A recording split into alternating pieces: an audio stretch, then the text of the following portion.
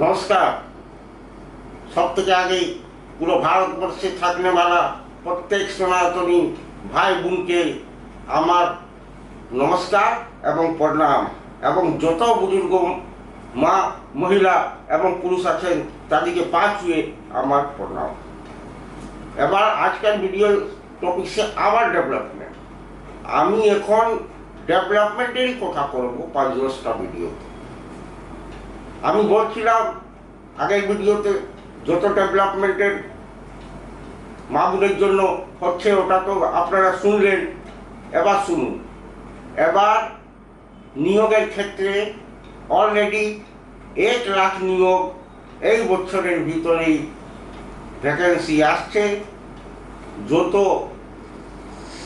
আপনারা বেকার যুবক যুবতী আছেন আপনারা নিজেকে রেডি করুন এবং সব নিয়োগও কিন্তু পরীক্ষার মাধ্যমে হবে, অনলাইন হবে, ট্রান্সপারেন্ট হবে, কারোর সঙ্গে কোনো কাজ নাই, কোনো দালালের চক্করে পড়বেন না, নইলে আপনি চাকরিই পাবেন না। এটা আমি বলে দিচ্ছি। এখানে দালাল চক্র মমতার সময় আর ওই সিপিএমের সময় চলতো। ভারতীয় জনতা পার্টি কোনো দালাল চক্র রাখে না। এই জন্য কোনো নেতাকেও পয়সা দিবেন না, কোনো দালালকেও পয়সা দিবেন না, একদম ডাইরেক্ট অ্যাপ্লিকেশন দিবেন। পরীক্ষার ডেট আসবে, আরামে বসে পরীক্ষা দিবেন।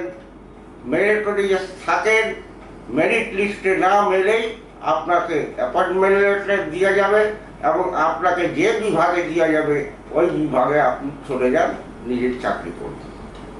ক্লিয়ার কাট কথা, কোনো মাঝারি নাই। আজ থেকে অলরেডি যোগীজির ফর্মুলাতে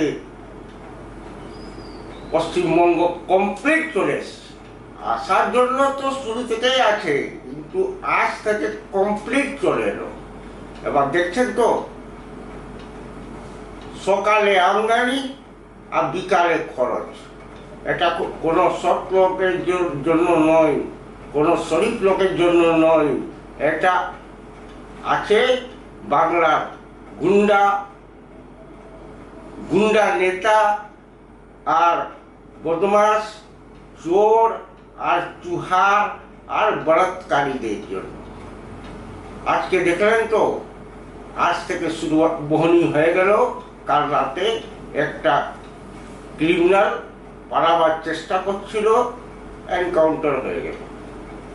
এবার এনকাউন্টারেই শুনবেন, আমি আগেও বলেছি ১৫-২০ দিন আগে, পালাবার চেষ্টা করবেন না। এই জন্য তো মোদিজির এই চোখে যদি কোনো বোনকে কেউ ছেড়খানি করে তো আগে চোখে হাফ মার্ডার ওর টেহুনাতে গুলি, জীবন ভরের জন্য বেকার। আর যদি রেপ করে থাকে, মার্ডার করা থাকে, আর যদি পালাবার চেষ্টা করি তো সিধা এনকাউন্টার। একদম অ্যালার্ট থাকবেন। বাঙালির যত গুন্ডা বদমাস আর তোলা বাজ, সিন্ডিকেট বাজ দিকে আমি বলে দিচ্ছি, আপনাদিকে অলরেডি ওয়ার্নিং দিয়ে দিচ্ছি।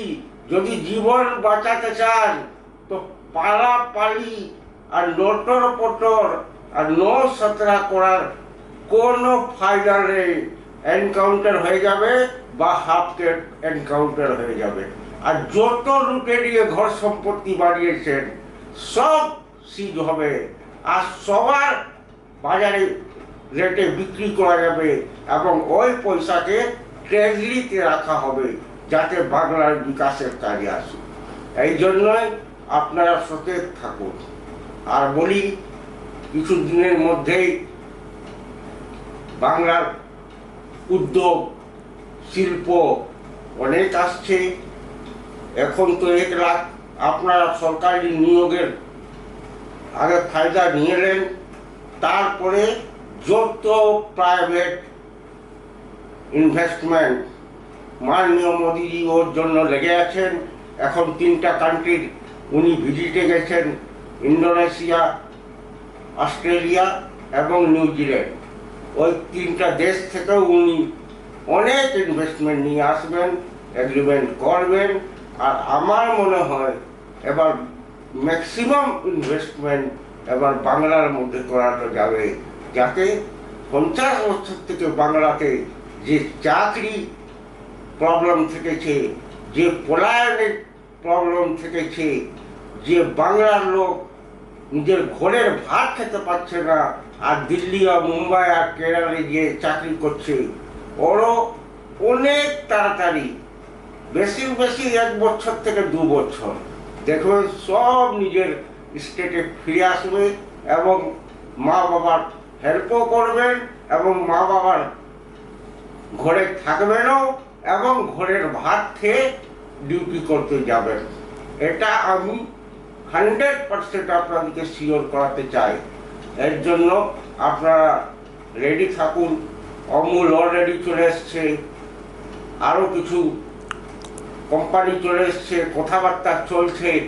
আদানি হেলথ সিটি বানাচ্ছে নিউ টাউনে 2000 বেডের হেলথ সিটি। আদানি বানাচ্ছে 2000 বেডের, যার মধ্যে 1000 বেড রাখবে জেনারেল লোকের জন্য, যার কাছে পয়সা নাই, কিছু নাই, ওখানে ইলাজ হবে।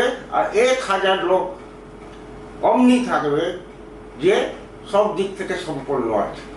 আর যে ওখানে হসপিটাল হতে চলেছে ওই সিটিতে, আদানি সিটিতে, ওয়ার্ল্ড লেভেলের ওটা হাসপাতাল হতে চলেছে। এই কথাটা বলেই আমি নিজের ভিডিও এখানেই শেষ করছি। আপনাদের থেকে অনুরোধ করছি, আমার ভিডিও যেন বেশি বেশি সাবস্ক্রাইব করুন, লাইক করুন, ফলো করুন এবং শেয়ার করুন। ভারত মাতা কি জয়, বন্দে মাতরম, জয় শ্রীরাম।